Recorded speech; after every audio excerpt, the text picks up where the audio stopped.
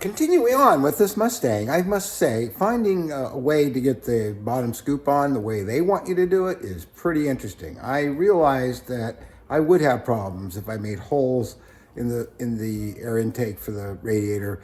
I definitely would, and trying to get through and get to the screws. So I am doing it their way.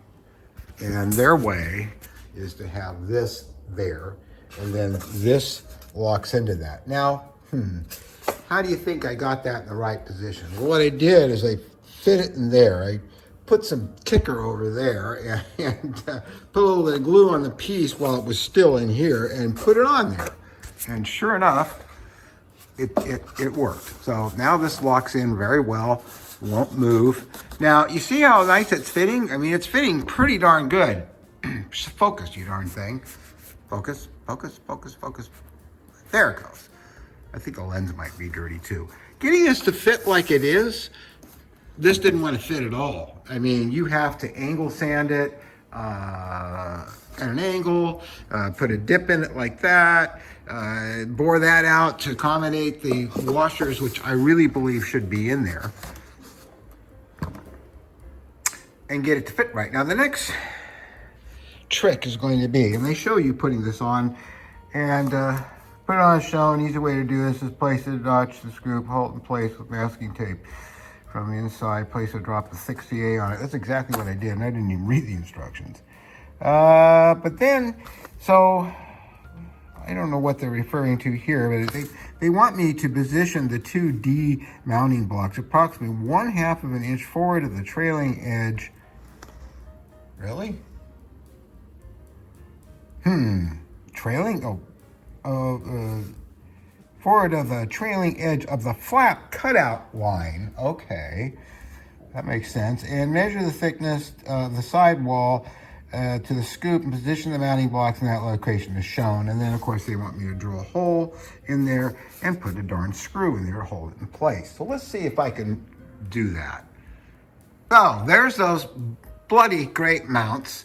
I ended up drilling 2 holes because they show it down pretty low here. And you know what? I should have just realized that they should be up higher. So I did it that way.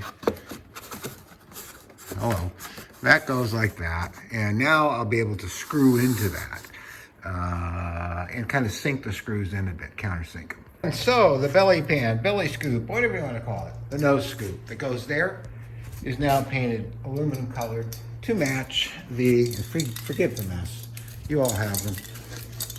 We're all like, sort of. It's really quite a good match. Yep, it's gonna work for me. Now it's time to clean up. I got this to get on there. I can pick up a whole airplane by it. It's that strong. I'm really surprised, but it worked really well. So I'm not sure what they want you to do with these big gaps down here and the fact that the flaps don't fit quite right against it, but I have some ideas about that because the servo's binding. So I don't know if I can get this loose, but well, yeah, it should be all right. I might have to do just a little heating just on that, just enough to flex it that way. This side's the same way pretty much. And then I got to put something in here, fill in there. Same thing here. And then there's this scoop thing,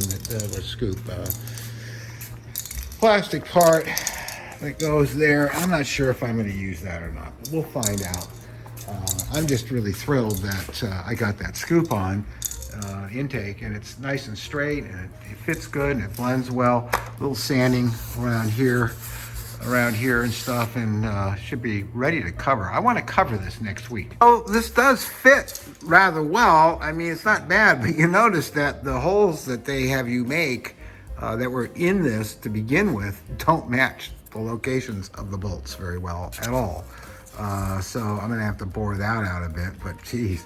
Okay, all right, so that does fit. It's just, you know, this still needs to be opened up a little bit more, I think, but it does fit and it does clean it up. So I have to do fiberglass tape on the wing first before I attach this piece. So, you know, it's a shame.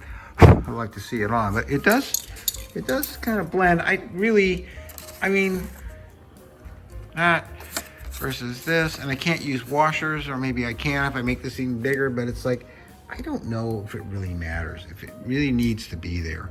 I'll think about it, but at least it's trimmed and it's in place. Oh, got a good fit on that.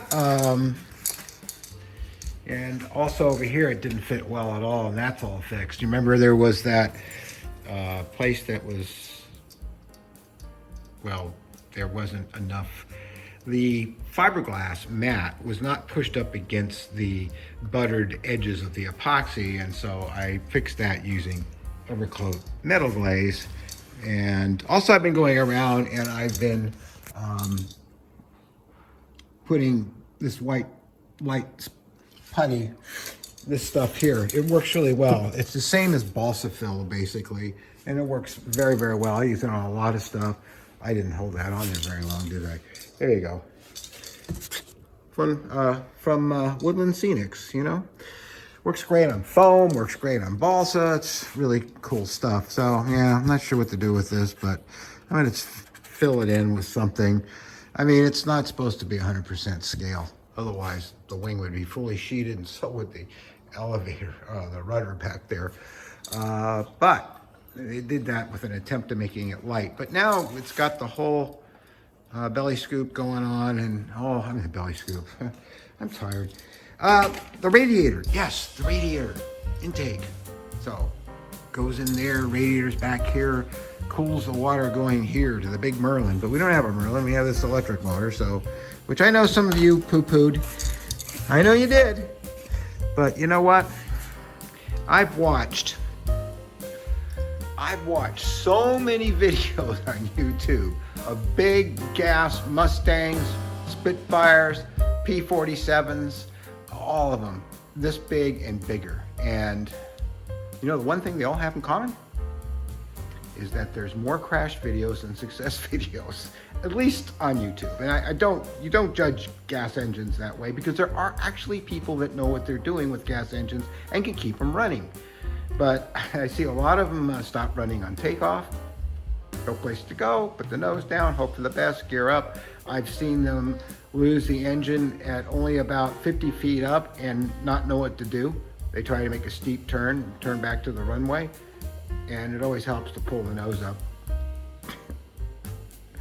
when your engine power goes out, and put your gear down. No, keep the gear up, put the nose down, do not use flaps, use energy management, get a turn, get to the runway if you can. If not, go for the pushes. So, but you know, the point is that I noticed how often the gas engines died, and they used to die on me too. Not a lot, but they did. Even the best of us. You don't get that problem with electric, not unless the speed control smokes, and then of course the whole thing's gone. But at least with the gas plane, you can still get down if you know what you're doing, or if you're in the right spot to do it. Like you're at 150 feet, you were at full throttle making a pass and lost power. Oh, okay, easy. Make a nice turn back to base, keep the gear up, and when you get to the runway, put them down at the last second and flare, and guess what? I've done it a million times, and so have a bunch of other really good pilots out there. So I guess, you know, well, how often have you smoked a speed control in flight? Knock on wood. There's a lot of wood right there. So far, I haven't done it. Anyway, we either do more of this tomorrow or make this part 7.